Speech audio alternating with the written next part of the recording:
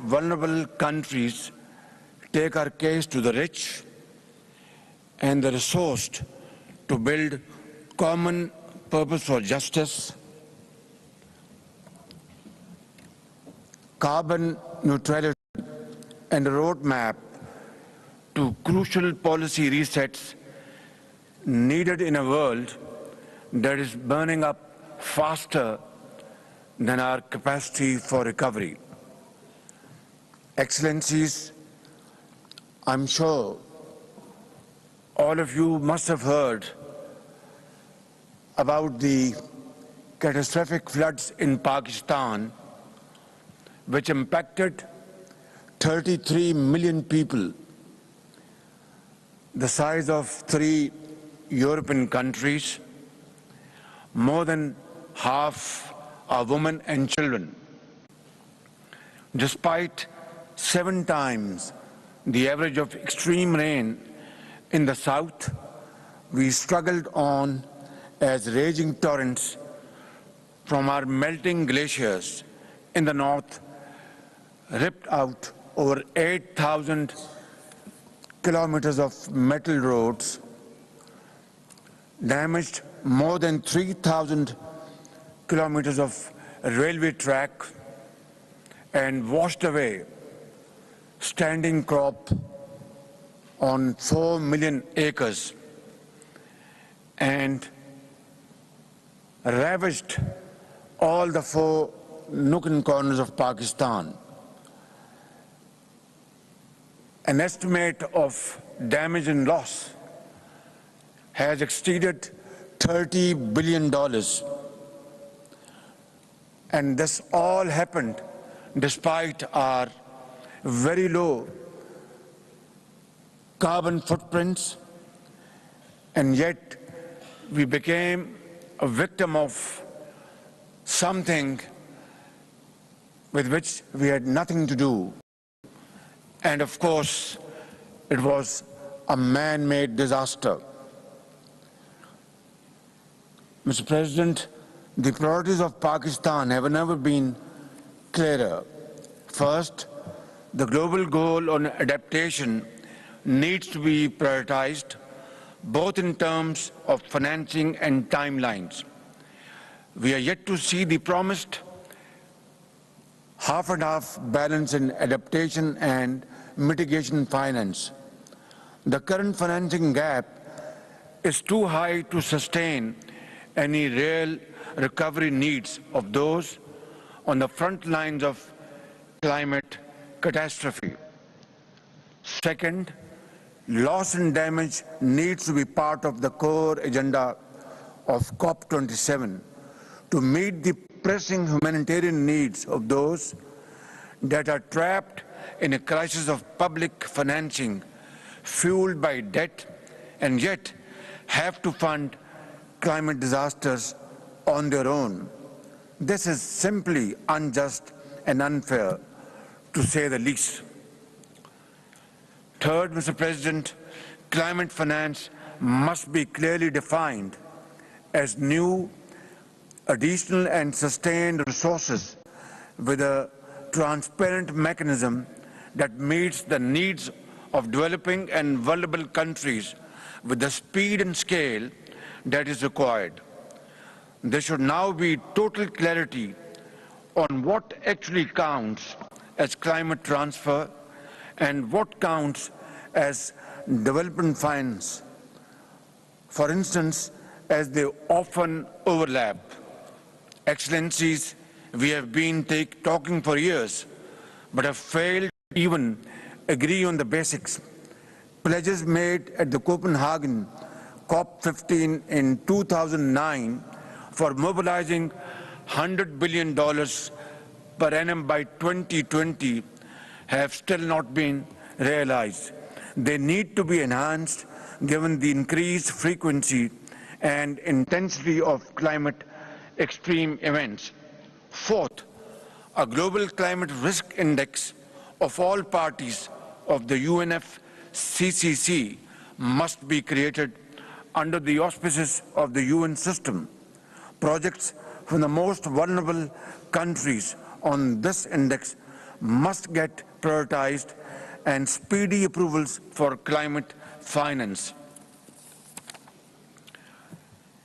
And finally, mitigation ambition needs to be revived in a clear burden share formula. The promise of common but differentiated responsibilities must be respected as we race towards a much higher trajectory of warming than defined in the Paris Agreement. Pakistan's 2030 ambition in the indices are already higher than many countries, but we understand our responsibilities as we move towards a net zero plan once we recover. Excellencies, unless there is a transformational shift in the flow of capacities, finance and technology that reverses the pyramid of climate capital, the bargain between the North and the South will not work.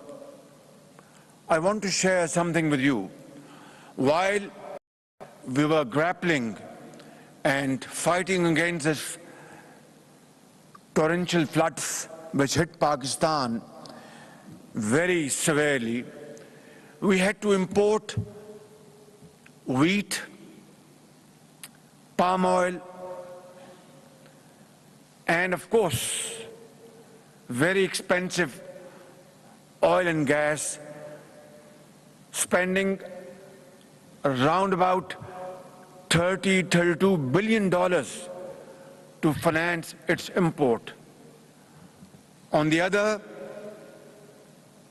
we have repurposed, redirected our meager resources to meet the basic needs of millions of households affected by these devastating floods.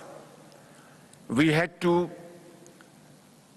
dish out about $316 million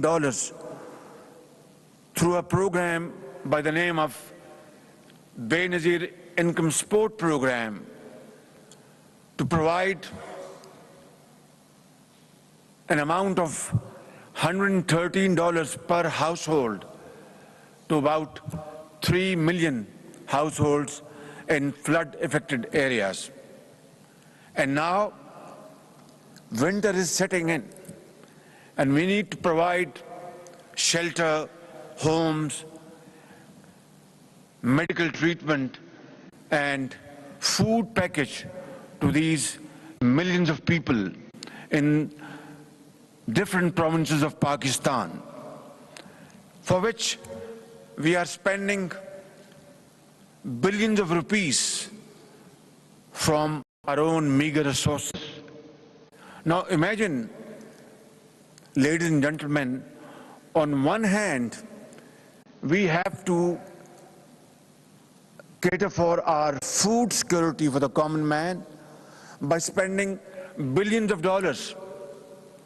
And on the other, we have to spend billions of dollars to protect flood-affected people from further miseries and difficulties.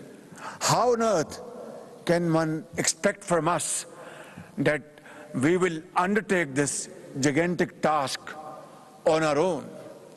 Of course, we are thankful to international community for helping us in this difficult time, coming to our rescue through donations and through stuff which have been shipped through air freights and of course through sea routes.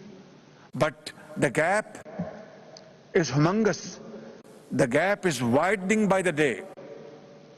Therefore, it is the duty and responsibility of Global North to understand our difficulties and our plight. We wouldn't want that tomorrow, God forbid, some other country should become a victim of this climate-induced disaster, and I call it man-made disaster. It is extremely important that if we have to fight and rebuild and repair our infrastructure, which has to be resilient and adaptive, then of course we can only do through additional funding, not through additional loans and debts, because this would be a financial death trap.